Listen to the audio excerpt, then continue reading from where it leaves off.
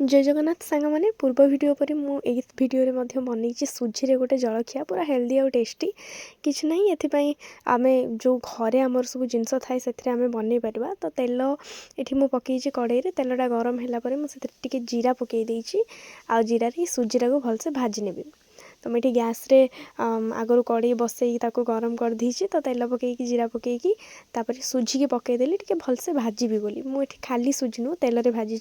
अल्प टिके लाल करी तो सुजी को गोटे थाली रे काढ़ी आनला परे किछि आगतरिका सिझेकी रखी आलू आलू को टिके खंड खंड करी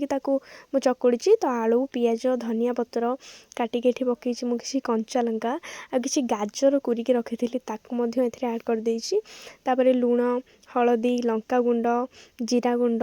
टिके मुझे पकई देइछि टेस्ट पाई चिकेन मसला पकईकी ताकू भल भाव टिके गोळेई नेइछि जेमिति सबु हमर जो मु पकईछि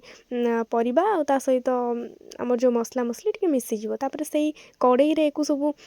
तापू पुणी थरे जो सुजी आ मसला को देकी अल्प टिके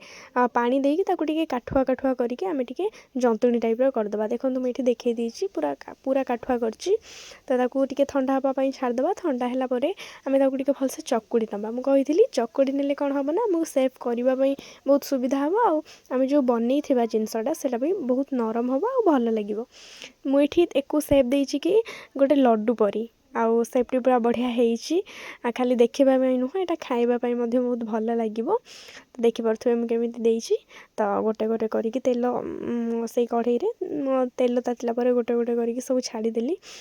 तो ये देखूँ फाइनाली ता लुक देखूँ केते सुंदर देखा पूरा बढ़िया से बनी भी ये फाइनाल लुक मुझे सब देखी देखूँ केते बढ़िया देखा लास्ट को टिके बड़ी गोटे स्टार कर